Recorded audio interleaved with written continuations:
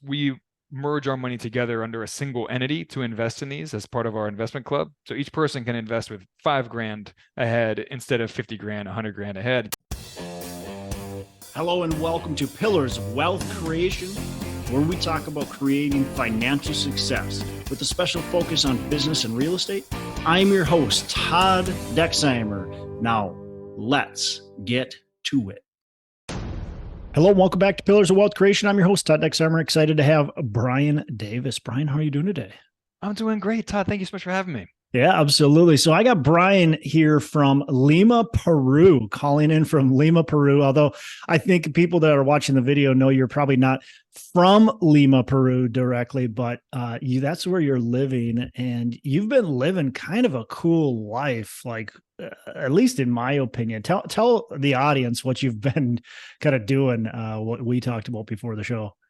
Yeah, so my family and I just moved to Lima a couple months ago.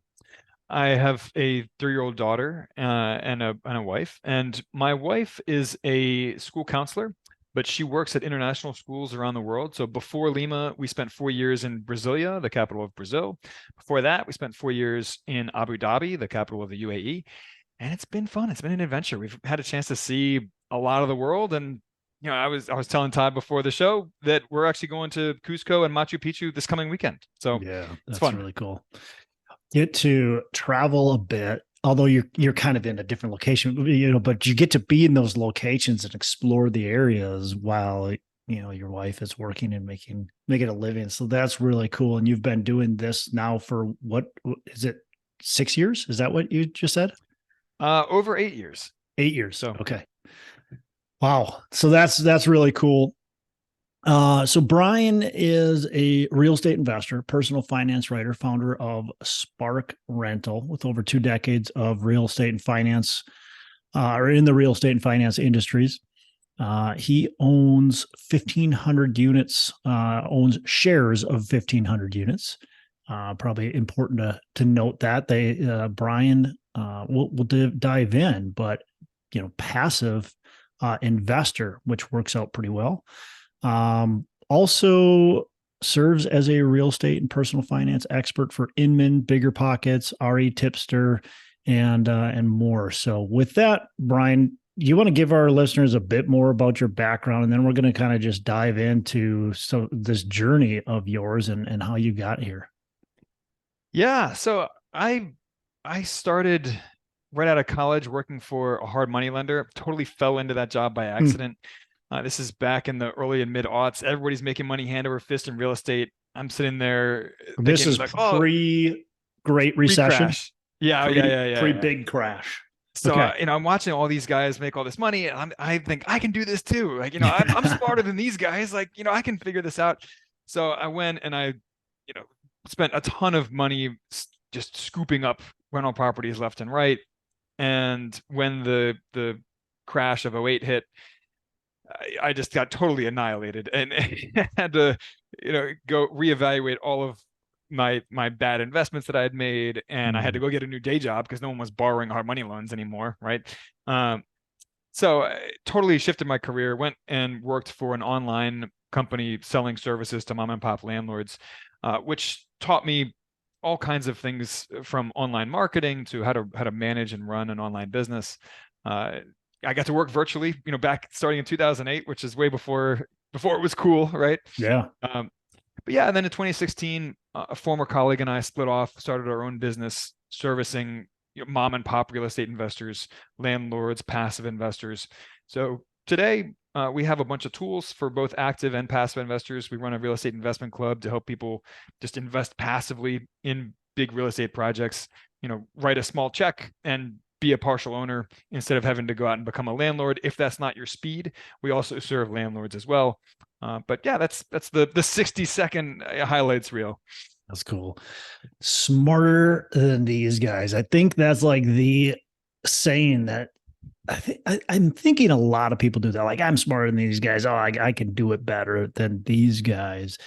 And that's probably the saying that gets more people into trouble than anything else, because when you think you're smarter than the people that are successful, that's when you're going to make mistakes.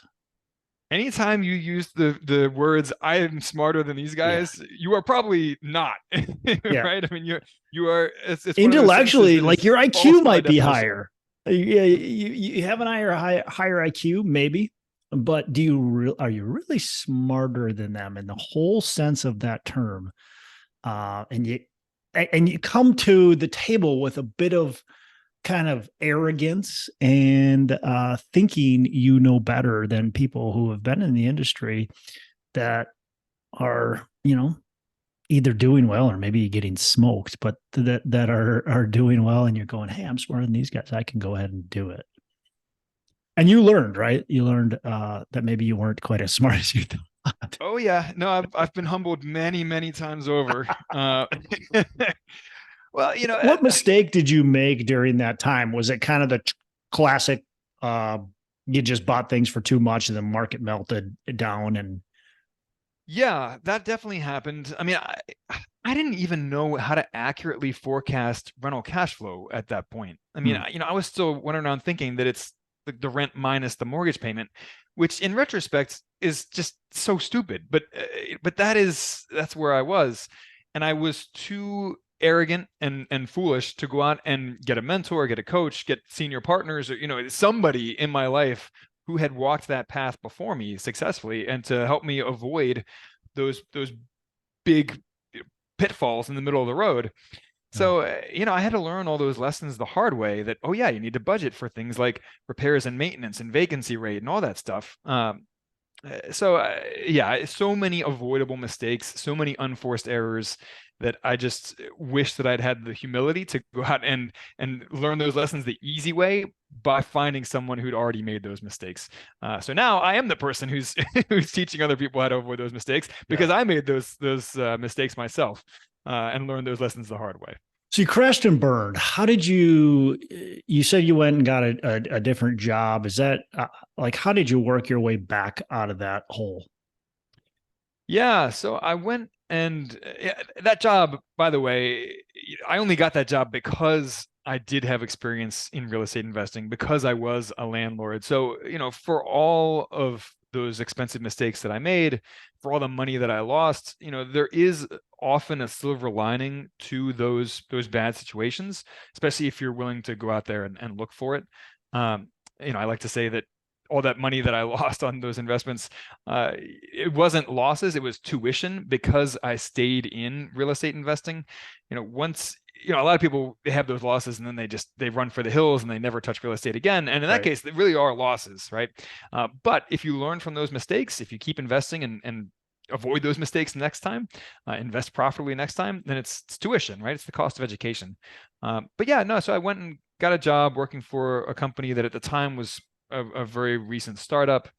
I actually started working for them part-time, and then they grew very quickly pushed me to full-time. And then, within a year, I was basically managing this company because the owner was absentee. I mean, uh, I don't know if I can say this or not, but he had bipolar disorder. So he it would go through these manic episodes where he would show up and he would demand to be on multi-hour meetings with us every day, and he would be throwing thousands of ideas at us, and all of them were super high priority, right? And then he would go disappear for like 6 months at a time, and we wouldn't hear from him at all. So it was a very odd experience, Hmm. uh, but one that I learned a lot from, because I had to learn how to manage this business Yeah. in the absence of the owner, right? Yeah. So there was a woman who had helped get that business started as well, and the two of us basically had to figure it out, hire people on, train people, grew the business up, and then eventually she and I went off and did our own thing, started Spark Rental. So it was an education in itself. When you left that company, you know, you started buying and having your own property. You didn't just go passive investing right away, right? So take me through that next little process there. You started buying rental properties, and then eventually you said, hey, I'm going to go the passive route. So let's kind of work into that a little bit. Yeah, so I still had all my properties from before the '08 crash. A lot of those were either had negative cash flow or just barely positive cash flow. But, working an unrelated job, I was able to afford to kind of keep those afloat. Bought a few more properties post crash, which performed better. And I moved to Abu Dhabi in 2015, and I hired a property manager, but even then, I had to stay on top of them. I mean, these were lower end properties, and lower end properties come with a lot of hidden risks and hidden costs that are not always obvious on paper. It's one of the reasons why the cap rates look so much more attractive. On paper, they always look so good, don't they? They look great, but then you have things like high crime rates and people going in and breaking apart your air conditioning condensers to steal the copper tubing out, and high turnover rates. By the way, that does happen. Like, he's not lying there. That people actually do that.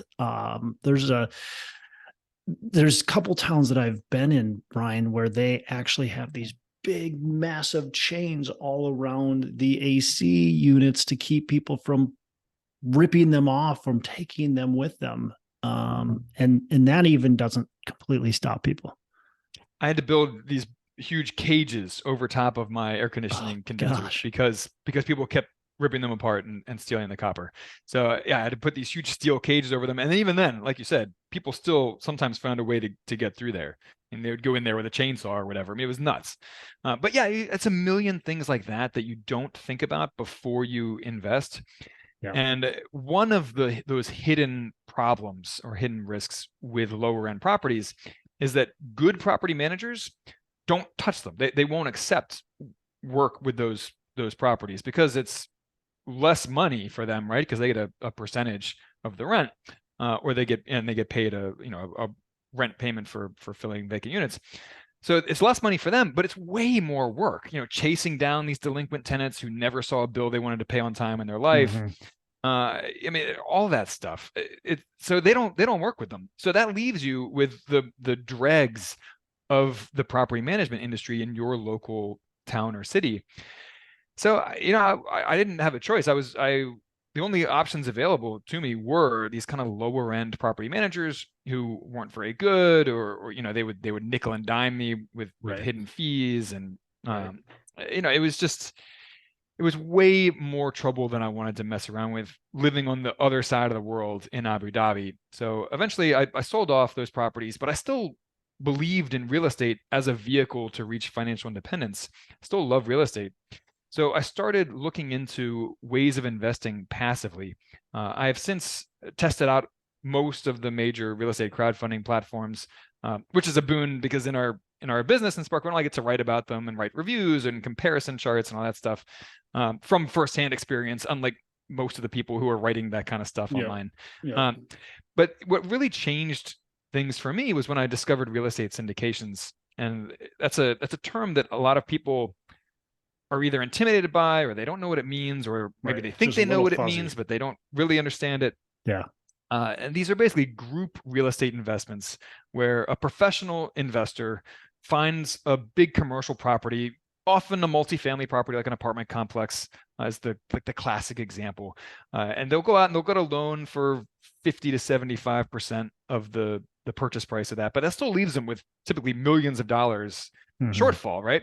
So they'll come up with some of that on their own as a down payment, or their skin in the game, but then they'll raise the rest of that money from passive investors like you and me who just want to write a check and to become a fractional owner in that property.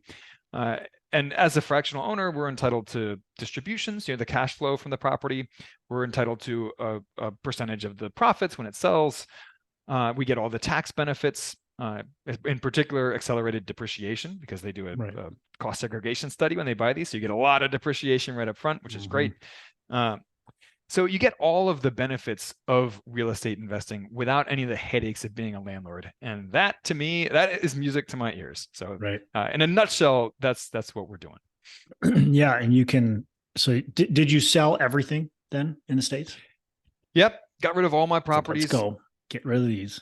Yep, got rid of them. And now we're going to take these profits and we're going to passively invest. And you were able to did you 1031 into deals? Because that's really tough, obviously, with syndication. Did you 1031 or did you just sell them and then take whatever write-offs you could get. And Just sold them. Did not do any 1031s. 1031s, that's tricky with yeah, syndications. You can do very, them, but it's typically easier if you're an accredited investor or if you have a lot of money that you can yep, invest. If you're investing $500,000, $1 million in a deal, you can usually negotiate with the sponsor to structure the deal for you personally to let you 1031 it. But otherwise, it's more trouble than it's worth for the sponsor. yeah, And then there are we've, some deals that are structured from the very start, designed for 1031 exchanges, but they're yeah, few and far between. yeah, So yeah, we've taken some 1031 money. It's a big headache, and it's just not worth taking if it's not a substantial amount of money. So if you're talking one, two, $300,000, it's like, you know what, just take the tax hit. And then like you said, though, you get to share in the bonus depreciation and the cost segregation. And so, you investing 100K into that deal, you're going to get a tax write-off. Well, now it's a little bit less because bonus depreciation is getting smaller, but just a year ago, you were getting a tax write-off of 60, 70, $80,000, sometimes even more. And that helps offset your gains. yeah, and that's what they refer to as a lazy 1031 exchange, where you just keep laddering your deals, right? Yeah. Where as former real estate deals sell and pay off, you just reinvest that Yeah. into the next deal, and get that depreciation up front. So you never end up really paying taxes on it until you sell out everything and sail off into the sunset or whatever. But yeah, we kind of fell into, so we run an investment club at Yeah. Spark Rental, and Tell me about that. I want to know a little bit more about the investment club and what you guys do there. yeah, we kind of fell into this by accident. It was not part of the design of our business. And as a side note, that is something that I have definitely learned over the years as an entrepreneur, is that what you think your business is and what the market tells you your business is are often two different things. So you have to kind of be flexible and be willing to change what you think your business is, because sometimes that's not really what the rest of the world wants from your Yep. business. So in our case, when we started the Spark Rental, we had this vision that we were going to run a software company for mom and pop landlords, and then we had just problem after problem with that. And today we do offer software for mom and pop landlords, but at the time, a developer ran off with all of our seed money, and we had issue after issue. So we went the route of education as a way to get the business off the ground and earn some revenue while we were trying to build out our software. So we were selling courses on real estate investing and how to reach financial independence through real estate investing. And our course students and our audience members kept asking us, like, hey, can we just invest alongside you guys in a project that you're investing in? And we kept saying no, right? Because we didn't have anything like that going on. Right. And then finally, my partner and I looked at each other and we were like, well, maybe we should think about this, because everyone keeps asking for it. We keep having to turn people down.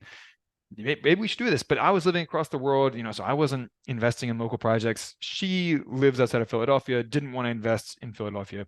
So we partnered with a boots on the ground investor up in Michigan on a couple single family investment property deals that we opened up to some of our course students. And they made money. We earned returns on them, and it was a good learning experience for the people who participated. But it was way too much work, and we figured out, like, this is why no one's actually doing this, because it's way too much work, and there's no money in it.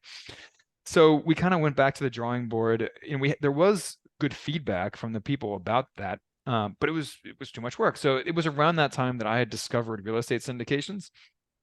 So I went to my partner and I said, hey, what if we invested passively in this someone else's, like, big multifamily project, as part of our investment club that we've been, kind of messing around with and experimenting with. And she said, well, I don't really know anything about real estate syndications, but sure, let's try it. So we did a pilot deal. We had good feedback from our members, and the rest is history. We decided to operate an actual investment club that every month we propose a new deal in the club. Members can pool their money together to invest in those deals. One of the big challenges with real estate syndications is the high minimum investment, 50 grand, 100 grand, Yep. which for a normal person, a normal working person, that's a lot of money, right? And often more money than they have to invest. And even if you have that much money, you still probably don't want to park it all in one project, right? You want to Yeah. spread it out. Right. So what we do is we merge our money together under a single entity to invest in these as part of our investment club. So each person can invest with 5 grand ahead instead of 50 grand, 100 grand ahead. So makes it easier to just spread your money among a lot more deals, makes it more accessible to everyday people. We only propose deals that allow non-accredited investors. That's really important to us to keep it inclusive, make it available to everybody. So yeah, it's You're creating a fund in order to invest then in those deals. no, because No. then we would be selling securities, which we are definitely not doing and cannot be doing. So how do No, you get away with the smaller minimum then? so we don't collect any cut of this ourselves. We just create a new LLC for each deal that we invest in. All of our members in our investment club who want to participate in that deal just get listed as owners of that Gotcha. LLC. But yeah, my partner and I don't get any of the money that's raised because if we did, then we would be selling securities, right? So our only income from these is a flat membership fee that we charge to be a member in our investment club.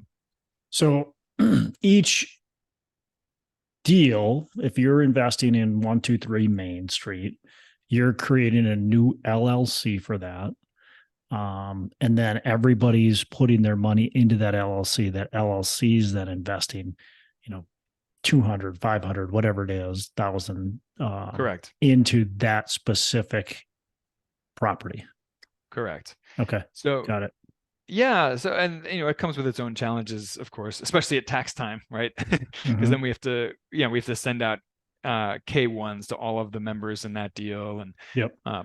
but yeah, no, it's a great way to invest small amounts passively, get all those benefits of real estate without the 2 a.m. phone calls from tenants saying that they clogged your toilet or whatever.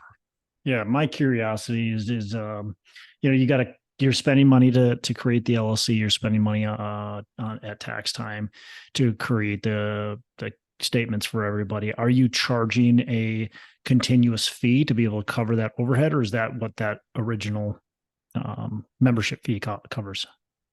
So those are just expenses of the LLC. They're shared proportionately by the members who are participating in that LLC. Yep. So Okay. yeah, it's not like we're not like charging a fee over top of that. It's just those are expenses of the Expenses. LLC. We front those just to open the bank account and get the LLC off the ground. But then when we start getting distributions from that deal, the first $125, for example, to create an LLC that we came out of pocket for, we get reimbursed for that, and that's just it's a cost that's swallowed by the LLC. So Mhm. Have you thought we invest in these ourselves. So obviously we're paying proportionally our share of those expenses ourselves, but it's just shared among the people participating in that deal. what's the reason that you don't get your securities license, offer this, and make a good profit on it? Is there a reason for that, or is it? I guess what's the reason? Um, well, we've thought about it, although I haven't thought about it as hard as I probably should. There's a lot more money in it if you do become a co-sponsor on some of these deals. Um, but that isn't really our mission. I mean, there's plenty of sponsors out there doing real estate syndication deals. There's no one out there who's doing exactly what we're doing. There's one other club who's doing something in sort of the same vein, but they are more targeting accredited investors, much higher minimums on their deals. So yeah, I mean, it's a niche that we think is very badly needed. We think there are a lot of middle class people out there who would love to invest in real estate Yeah. and get the cash flow, get the appreciation, get the tax benefits, Yeah. but who don't want to become landlords and don't want to have to learn all those skills that are required to actively invest in real estate, of which there are a lot, right? I mean, finding good deals, financing those deals, managing contractors, dealing with local housing inspections. I mean, the God, the first time that I went to renovate a property, I didn't know that the inspectors expected you to bribe them to pass your property, things like that, that the average person don't want to deal with that stuff, right? Yeah. I don't want to deal with that Yeah. stuff. So we think there's a big demand for this.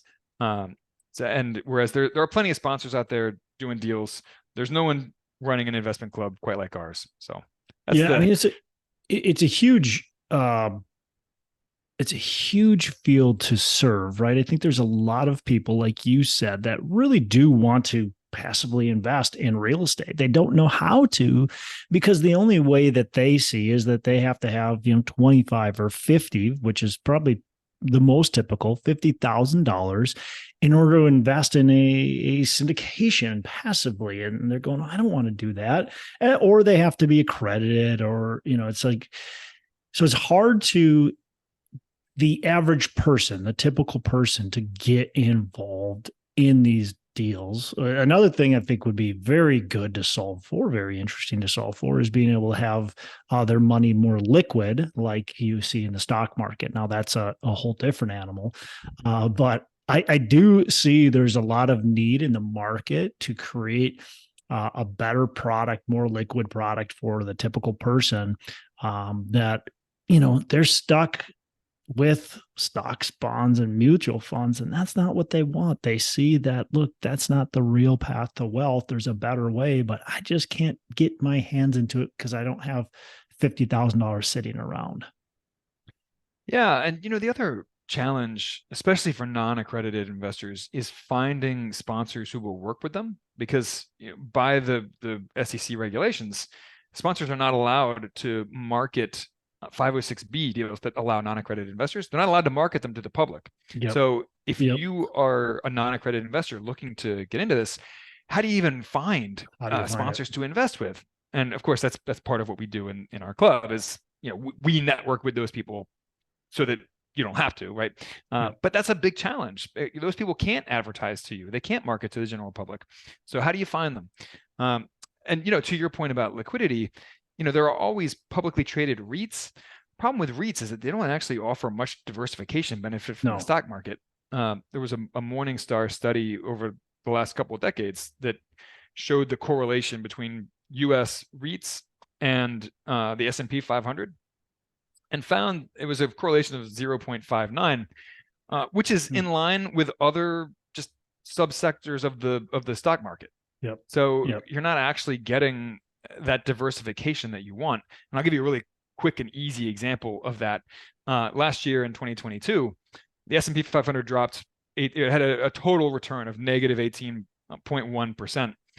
Average U.S. publicly traded REITs, average return of negative 25.1%. Meanwhile, home prices went up like 10.5%. So, if you are looking for diversification from your stocks in your real estate investments, you're not going to find them in REITs. No, REIT has the same emotion, right? It's just this emotional roller coaster that the stock market has. People wake up one day and they got a bad cold and they decide they're going to sell all their stocks. They're going to sell their REITs. Like, that's just how it goes. Right. Yeah. And that volatility is the downside. It's the other side of the coin of liquidity, right? Yeah. When people can buy and sell on a dime, then they do, right? And that creates volatility. So, it's the dark side of the coin. Well, right. And maybe that's the point right there that you just made, is like liquidity. It sounds attractive. It does sound good, but do we really want it in the industry? Or is the lack of liquidity actually the reason for the staying power of real estate? The reason why we don't see these big ebbs and flows in real estate typically is that because of the lack of liquidity. I would probably say that has a big portion of it. That's a big portion. You can't just get out of a property like that. Right. And that barrier to entry is part of what keeps the returns high, right? Now, if you do want liquidity, there are a couple real estate crowdfunding investments that offer some liquidity. So Concrete is a pretty good one. They pool together a bunch of hard money loans, and you're investing in that fund of hard money loans. and they pay, I think it's, I don't know, 6.25% currently. So it's a much lower return than what you're getting from like a real estate syndication or from the stock market, at least on average. But you do have that liquidity, and they pay weekly dividends. Ground Floor is another one that offers a variety of short-term real estate secured investments. So Interesting. there are some options out there for liquidity or shorter term real estate investments, but you're not going to get the same returns on them as from a real estate syndication. Yeah. Yeah, definitely. Hey, Brian, you wrote an article recently on Bigger Pockets. Maybe it was like 3-4 weeks ago. I saw the article. And I actually pulled it up so I could say the title the right way, but it was Today's Real Estate Risks. What are investors ignoring? Let's talk a little bit about that. What are the risks and what are investors ignoring in today's market? Yeah. So the first one that comes to mind is skyrocketing insurance premiums. Yeah. That's something that any sponsors who aren't aware of that risk right now, or aren't talking about it, aren't underwriting for it, be very wary about investing with those sponsors. There's a deal that we invested in a little while ago that's in some trouble right now, partially because their insurance rates have gone. It's a portfolio of a couple properties, and their insurance rates between those two properties have gone up 200 to 300% over the last 2 years. That's a big problem. I mean, no one's underwriting for a 300% rise in your insurance costs, right? But that's what we're seeing, and including in areas that historically have not seen super high insurance premiums, where there isn't necessarily the same natural disaster risk. I think that's going to be the biggest problem over the next year or more, is these areas where you don't see or you don't feel like there's much insurance risk is probably the ones that have the most insurance risk, because these insurance companies are nationwide for the most part. And so if they get total disasters that happen in Florida, they have to make up for it. Now, they are raising premiums in Florida, probably more than, or those are really high premiums, but eventually they go, we can't keep raising premiums. Or sometimes these states have actually caps. A lot of these states have caps, which most people don't know. Like California, they can't raise rates. So what do they have to do? Well, California keeps on having fires and events, and so they can't raise rates in California. So what do? They raise rates in Minnesota. They raise rates in North Dakota. And you're like, well, wait a second. Nothing happened here. And sorry, but it happened in California. So you have to pay for it in Minnesota. Yeah, and that's how insurance works, right? Is that the people who disaster never strikes for, they're subsidizing the people who disaster does strike for. Yep. And in this case, like you said, you're going to be paying for someone else's risk. So that's one risk that I see right now in the real estate investing space. Watch out for that. Look for sponsors who are underwriting with very, very high insurance rate hikes in their projections. Because if they're not, they might get blindsided by that. Yeah. Another risk that people are talking about people aren't really talking about enough, and I think they're starting to, is what happens if interest rates don't just drop back down, very soon, to the levels that everyone is used to. Everybody's hoping for it. Yeah. Everyone kind of assumed that we were going to have this kind of quick, shallow recession, and that that would cause the Fed to drop interest rates back down, and then everything would be hunky-dory. But that recession hasn't actually happened. We still have unemployment at like 3.5%. Right. So the Fed, they're saying we may raise interest rates several times in 2024. And that's before you ever start talking about any cuts. I mean, we're talking about higher rates. So interest rates could be high for years to come. Yeah. And no one wants to hear that. No one, that has not been the prevailing narrative or assumption. But I mean, we could have high interest rates in 2025, 2026. There's nowhere is it written that we are going to see interest rates drop next year or the year after necessarily. So that's going to have upward pressure on cap rates, right? Which makes it a better time to buy, but terrible time to sell. Yeah. And as more and more of these loans start hitting their balloon or their expiration, you're going to have sponsors who are forced to either sell at a high exit cap rate for a much lower profit than they expected, or maybe even for a loss, or refinance at a much higher interest rate than what they were expecting and what they had underwritten.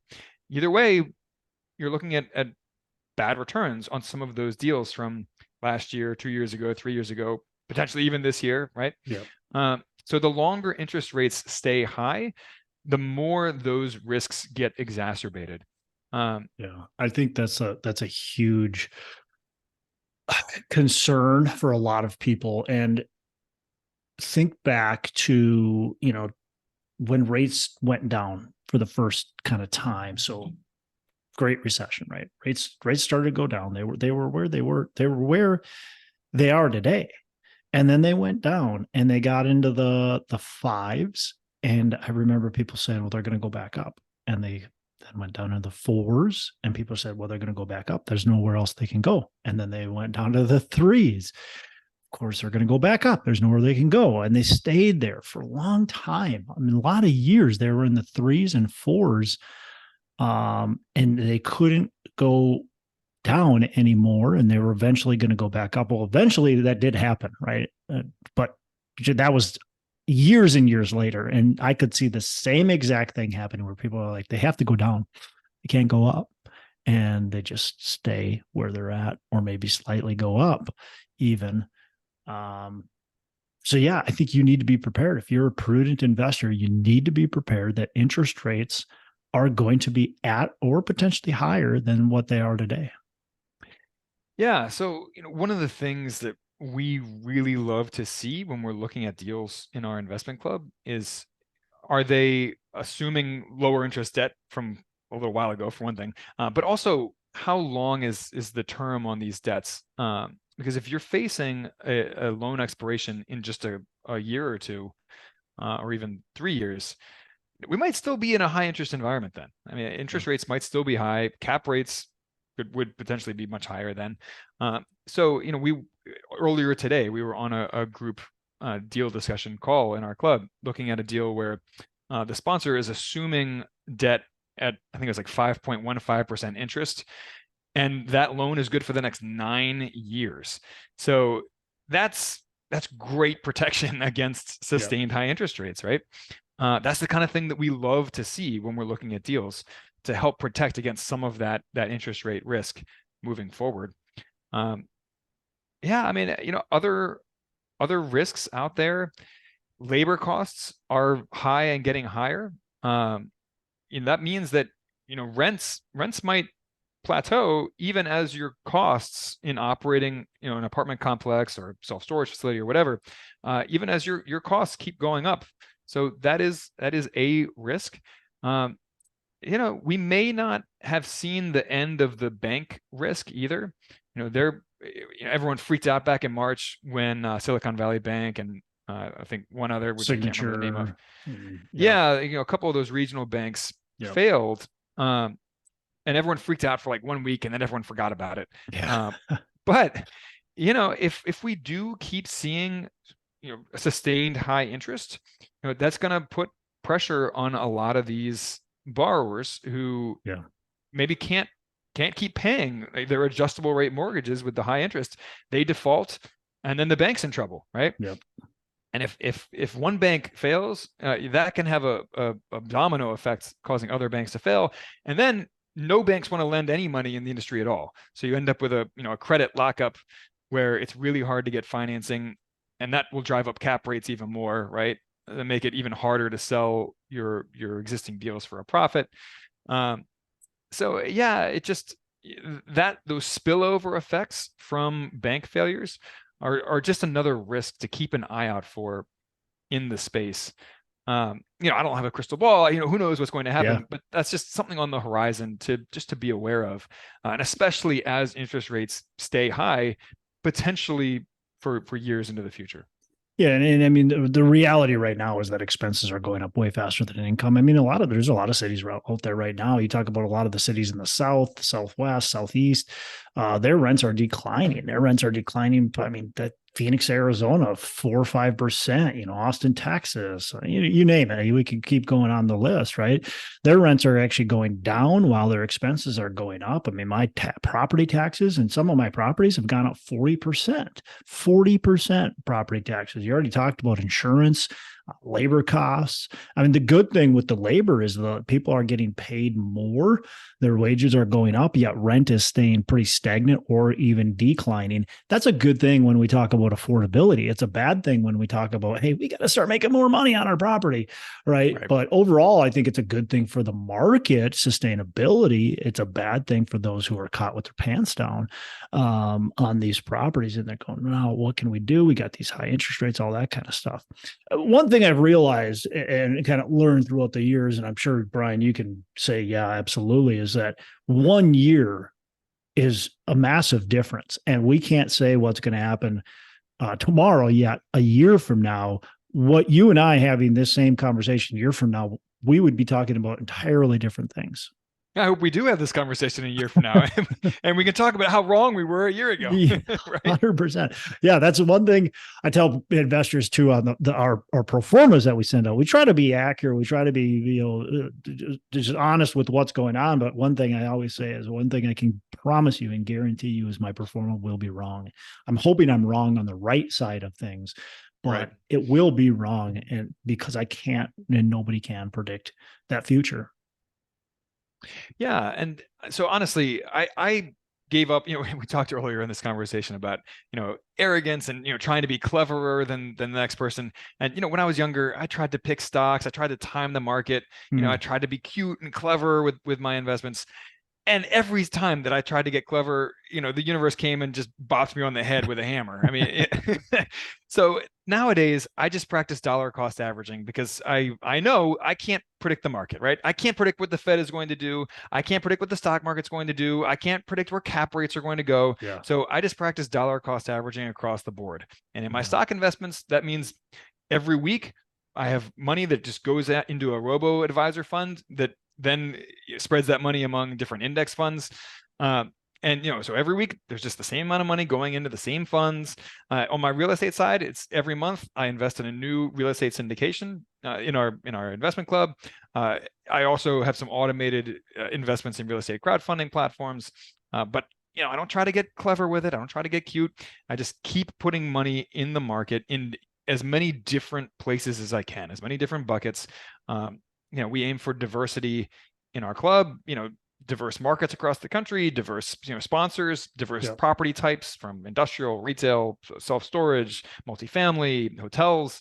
In my stock portfolio, it's U.S. stocks, small cap, mid cap, large cap, overseas stocks, and that's developed countries. It's also emerging markets. It's just spreading the money among as many places as you can, knowing that some are going to perform better than others, and that's okay. It evens out over time. It just becomes an average of numbers on a page, which is a much less stressful way of investing than parking a whole bunch of money into one type of investment or like one property, one stock. Yes. That's a recipe for laying awake at night and gnawing your fingernails down to the quick. Yeah, I get investors that will want to invest a big chunk or pretty much all of their liquid capital. And it's like, no, you can't, because what happens if that deal goes wrong? Then you're screwed, right? So let's put that money. You've got $500,000 or $1 million to place. Don't put it in one deal. Let's put it in 10 deals. Exactly. Right? Let's spread that out, because then if that one deal does go bad and we lose everything, you lost, let's call it 50 grand, which sucks. But in the other deals, you're going to make 50 grand a piece. And so, okay, yeah, you lost on one, but you won on 9 of them. Like, you're okay. Right.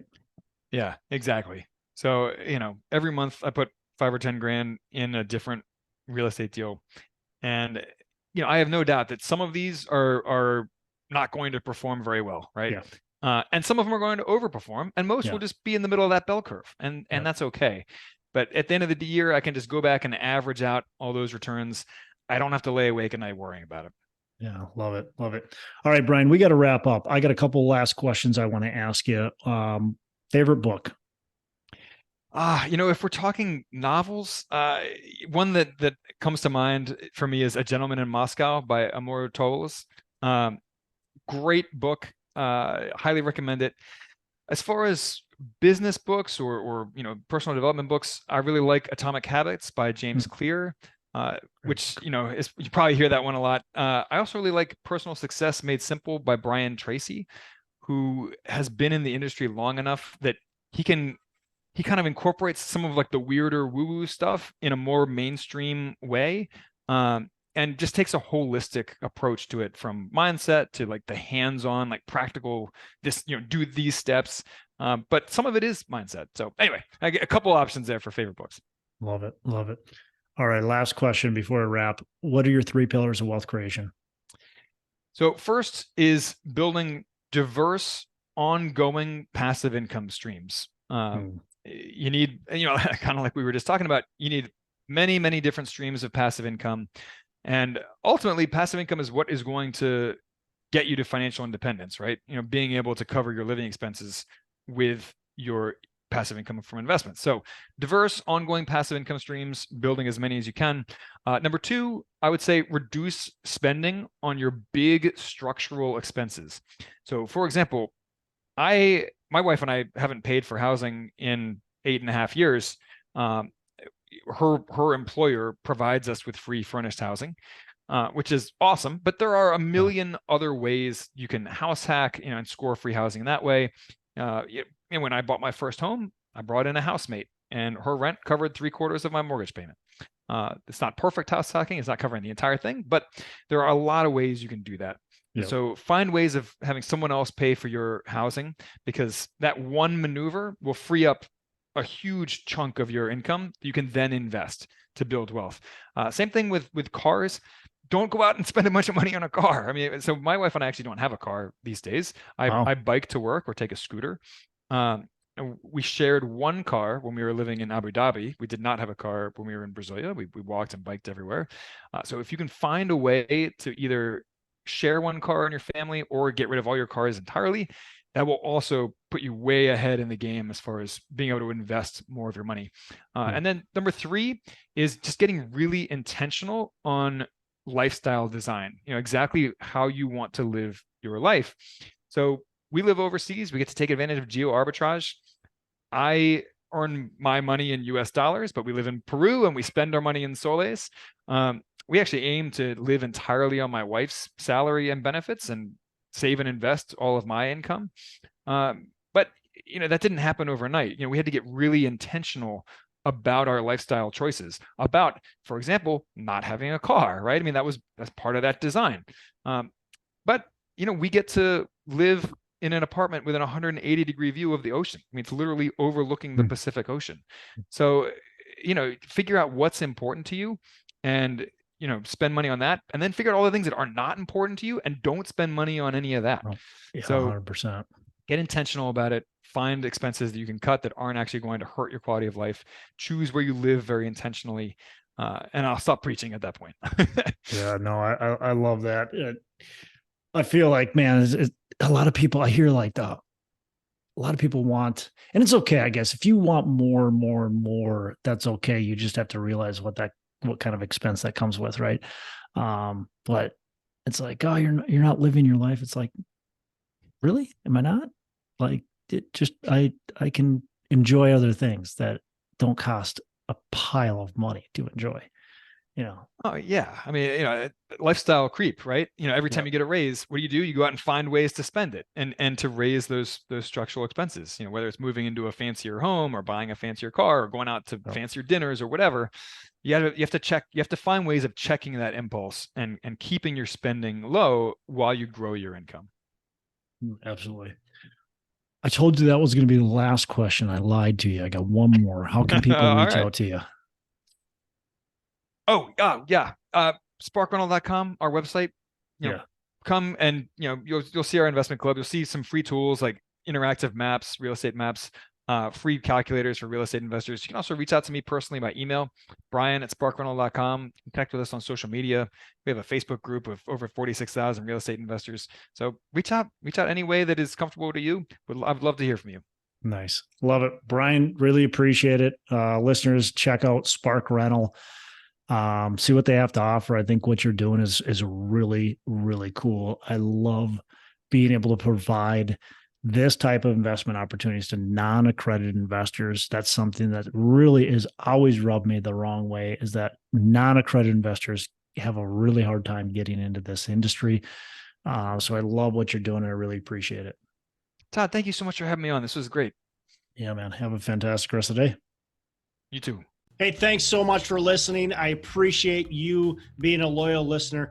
I would love to have you go on to our Facebook page and subscribe, give us a thumbs up, go on to iTunes or wherever you listen and give us a rating and review. Don't forget to subscribe. But your rating and review just helps us push this out to more and more people and continue to grow our audience and hopefully positively affect a ton of people out there that really need this and want this. So the other thing I've got for you is a free ebook on my website. So go on to venturedproperties.com, and download our free ebook on real estate and on syndication. And I've got some data points in there, some really good stuff for you. So I'd love to have you take a look at that. It's free. I'm not expecting anything from it. And also, look, if you want some help in multifamily, want some help learning, growing, getting your business off the ground, I would love to talk to you about what it would look like to work with me potentially and see if that's a good fit. So you can go to coachwithdex.com and check that out, and we can definitely have a call. Thanks a lot for listening. You make it a fantastic rest of the day. I'll catch you on the next episode.